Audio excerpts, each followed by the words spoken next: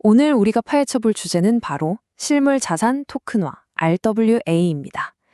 금융의 미래를 완전히 바꿀 수 있다는 얘기도 나오는데요. 과연 이게 그냥 과대 광고일지 아니면 진짜 혁명이 될지 지금부터 그 속을 들여다보겠습니다. 30조 달러. 와, 정말 상상이 잘 안 되는 숫자죠? 이게 바로 불과 몇 년 뒤인 2030년에 실물 자산 토큰화 시장이 이만큼 커질 거라는 예측 규모입니다. 전 세계 금융시장의 판도를 바꿀 수도 있는 엄청난 잠재력을 가진 숫자라고 할 수 있죠. 이게 먼 미래 얘기가 아니에요. 시장은 벌써부터 무섭게 성장하고 있습니다. 보세요. 2025년 상반기에만 무려 260% 이상 급증했으니까요. 자, 그럼 RWA 토큰화. 이게 대체 뭘까요? 아주 간단해요. 우리가 현실에서 만질 수 있는 건물이나 눈에 보이지 않는 채권 같은 자산에 대한 권리를 블록체인 위에서 디지털 조각, 즉 토큰으로 만드는 과정입니다. 이게 왜 대단하냐면요. 상상 한번 해보세요. 여러분이 비싼 사무용 빌딩에 일부를 주식 사듯이 아주 쉽게 사고 팔 수 있다거나 모두가 잠든 일요일 새벽 2시에 국채를 거래하는 세상. 바로 이런 것들이 가능해지는 겁니다. 근데 이게 더 이상 일부 암호화폐 매니아들만의 얘기가 아니라는 겁니다. 월스트리트의 진짜 거물들, 그러니까 전통금융의 거인들이 직접 이 판에 뛰어들고 있거든요. 가장 대표적인 예시, 바로 블랙록의 BUIDL 펀드를 한번 보시죠.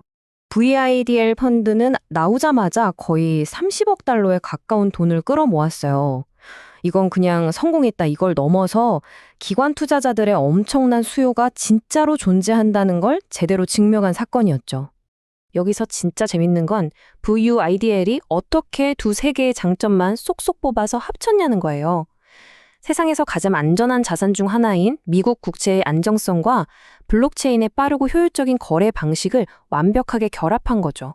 하지만 이 하나의 성공 사례가 곧장 탄탄대로를 의미하는 건 아닙니다. 네, 맞아요. 이 엄청난 열기와 유명 기업들의 참여, 그 이면에는 우리가 반드시 짚고 넘어가야 할 아주 현실적인 문제들이 있습니다. 우선 우리가 흔히 듣는 이 어마어마한 시장 규모, 사실 여기엔 좀 함정이 있습니다. 보이는 게 다가 아니라는 거죠.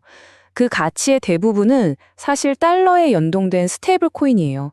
마치 빙산의 일각처럼 수면 아래에는 아직 진짜 다양한 자산들이 토큰화된 시장이 초기 단계라는 현실이 숨어 있는 겁니다.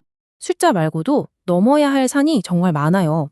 예를 들면 막상 토큰을 샀는데 팔고 싶을 때 못 파는 유동성 문제라던가 나라마다 제각각인 복잡한 규제의 벽 같은 곳들이죠. 그리고 어쩌면 가장 근본적인 질문이 여기서 나옵니다. 이 분야 전체가 마주한 가장 큰 도전 과제이기도 하죠. 자, 핵심은 이겁니다. 만약에 법적인 문제가 생겼을 때 판사는 블록체인 기록을 보는 게 아니라는 겁니다. 부동산 등기부나 법적 계약서 같은 현실 세계의 서류를 보는 거죠. 그러니까 토큰은 약속의 증거이지 그 자체가 최종 권리는 아니라는 뜻입니다. 자, 그럼 이 모든 문제를 어떻게 해결할 수 있을까요? 해답은 바로 다리를 놓는 겁니다. 디지털 자산의 세계와 전통 금융, 이 둘 사이에 거대한 간극을 잇는 새로운 금융 인프라를 만드는 거죠.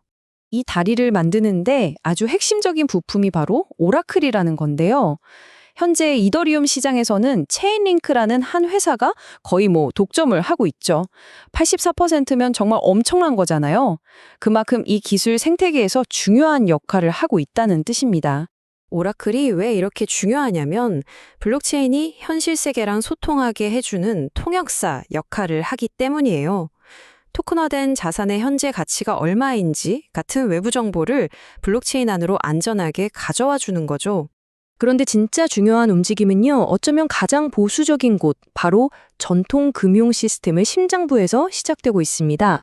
이 시범 사업을 한번 보세요. 이건 그냥 한 회사가 하는 게 아닙니다. 미국 증권거래위원회 SEC의 암묵적인 허락을 받고 금융 시스템의 본체가 직접 움직이는 거예요.